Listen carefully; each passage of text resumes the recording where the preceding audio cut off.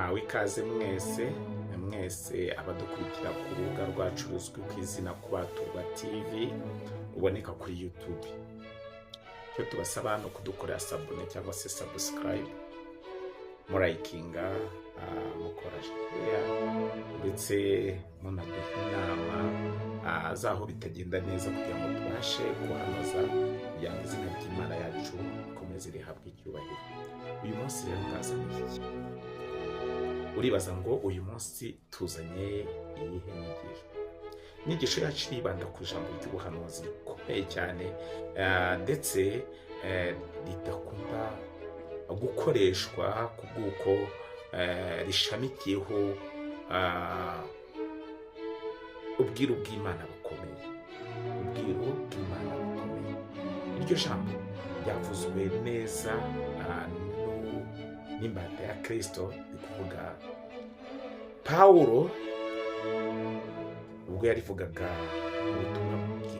mu butumwa cyangwa se mu ibaruwa yandikiye Abakorinto, igice cyaho cya 15 umurongo waho wa 24 kugera 28.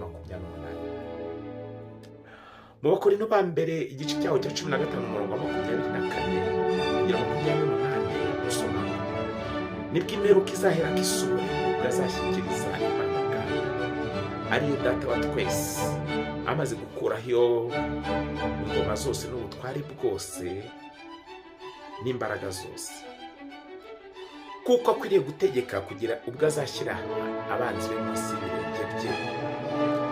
Umwanzi uzaheruka gukurwaho n'urupfu, kuko handitswe ngo yamuhaye gutwara byose ibishyira munsi y'ibirenge bye. Ariko ubwivugitse ahawe gutwara byose, biragaragara yuko yamuhaye gutwara byose itabibariwemo. Nuko byose nibimara kumwegurirwa, nibwo n'umwana w'Imana ubwe aziyegurira yamweguriye byose, kugira ngo Imana ibe byose muri bose. None ninde wahawe ubutware?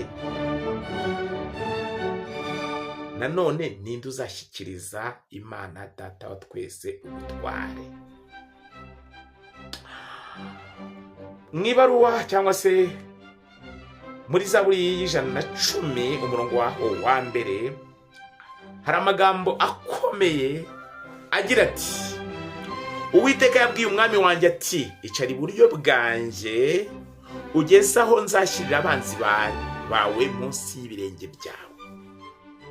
Uwiteka yabwiye umwami wanjye ati, icara iburyo bwanjye ugeze aho nzashyirira abanzi bawe munsi y'ibirenge byawe.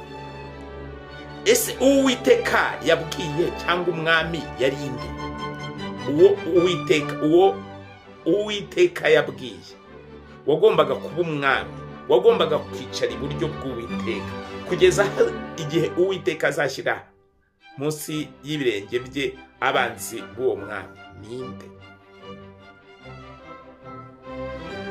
None uyu mwami ninde? Yimitswe ryari? Tugiye ukomeza ubuhanuzi muri Yesaya igice cyaho cy'9 umurongo wa 5 n'uwa 6 dusoma ngo: nuko umwana yatuvukiye, duhawe umwana w'umuhungu, ubutware buzaba ku bitugu bye,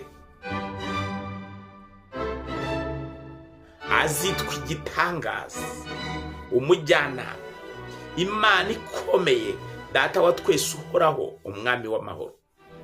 Gutegeka kwe n'amahoro bizagwira ku ntebe ya Dawidi n'ubwami bwe bitazagira iherezo, kugira ngo bibukomeze ubishyigikize guca imanza zitabera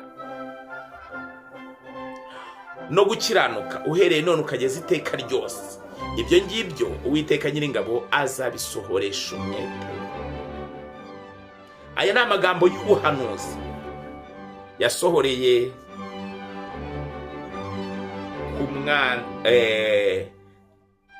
kuwagombaga kuba umwami. Uwo mwami wagombaga kuvuka yavutse mu buhe buryo, kandi yagombaga kuvukira mu buhe muryango? Aha twabonye ko yagombaga kuvukira mu muryango wa Dawidi, ku ntebe ya Dawidi. n'ubwami bw'uwo mwami ngo ntibwagombaga kugira iherezo, bwagombaga kugira icyo bita ubuyobozi burangwa no kugira ute, burangwa n'imanza zitabera. Niki kiduhamiriza ko ubu buhanuzi bwavugwaga kuri Yesu? Ubuhanuzi buboneka muri Yesaya igice cya 9 umurongo wa 5 n'uwa 6 hatubwira ngo nuko umwana yatuvukiye, duhawe umwana w'umuhungu, ubutware buzaba ku bitugu bye, azitwa igitangaza, umujyanama, Imana ikomeye, data wa twese uhoraho, umwami w'amahoro. Gutegeka kwe n'amahoro bizagwira ku ntebe ya Dawidi mu bwami bwe butazagira iherezo. Ndetse Uwiteka avuga ko ibyo ngibyo Uwiteka azabisohoresha umwete we. Niki kiduhamiriza ko uyu mwami wavugwaga hari Yesu? Mu butumwa bwiza bwanditswe na Matayo igice cyawo cya 1 umurongo wa 19 kugera 25 hatubwira amagambo agira ati, umugabo we Yosefu yari umukiranutsi kandi adashaka kumukoza isoni ku mugaragaro, yigira inama yo kumubenga rwihishwa.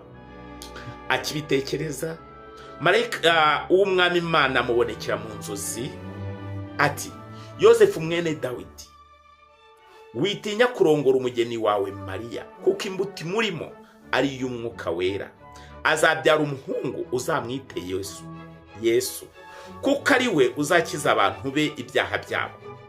Nuko ibyo byose byabereho kugira ngo ibyo umwami Imana yavugiye mu kanwa k'umuhanuzi bisohore ngo, dore umwari azasama inda kandi azabyara umuhungu, azitwa Emmanuel, bisobanurwa ngo Imana iri kumwe natwe. Ikindi kituhamiriza ko Yesu ari we mwami w'amahoro,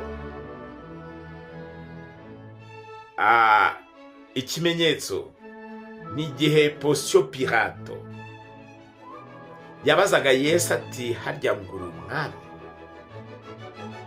Ubwo rero Pilato yakoreshaga amagambo akomeye asa nk'uwiyerurutsa. Yesu ntiyahwemye kugaragaza uwo yari we. Turabisanga mu butumwa bwiza bwanditswe na Yohana ibice 18 umurongo wa 37. Yagize ati, Pilato aramubaza ati, none ga uri umwami? Yesu aramusubiza ati, wakabimenye ko ndi umwami. Iki nicyo navukiye kandi nicyo cyanzanye mu isi, ni ukugira ngo mpamye ukuri. Ukuri wese yumva ijwi ryanjye. Ukuri wese yumva ijwi ryanjye. Ni nayo mpamvu Imana yahamije ko ubutegetsi bwa Kristo bwagombaga kuba ari ubwami bw'amahoro. Mu isengesho ntangarugero Yesu yigishije abigishwa be gusenga, yabibukije gusenga basaba Data wa twese wo mu ijuru kuzana ubwami bwo mu ijuru bukaza bukaganza ku isi. Kuki? Kubera ko isi yari yugarijwe n'umwanzi Satani, yari yarayidurumbanyije, naragugeze magingaya yadurumbanyije isi, imitekerereze y'abatuye isi. Ndetse Satani Yesu yibukije abigishwa be ko bagomba gusengera ubwami bwe kugira ngo buze butegeke, bukureho imyanda yose n'ibisigisigi bya Satani. Igihe yabigishaga gusenga, yabibukije icyo bagombaga gusengera. Tubisanga mu butumwa bwiza bwanditswe na Matayo ibice 6 umurongo wa 9 kugera 13. Yagize ati, nuko musenge mutya muti, Data wa twese uri mu ijuru, izina ryawe ryubahwe, ubwami bwawe buze, ibyo ushaka bibaho mu isi nk'uko bibaho mu ijuru. Ijambo ngo ibyo ushaka bibaho mu isi nk'uko biba mu ijuru. nuko yari asobanukiwe ko ubwami bwa kimesiya ariwo muti rukumbi cyangwa se ubwami bwa Yesu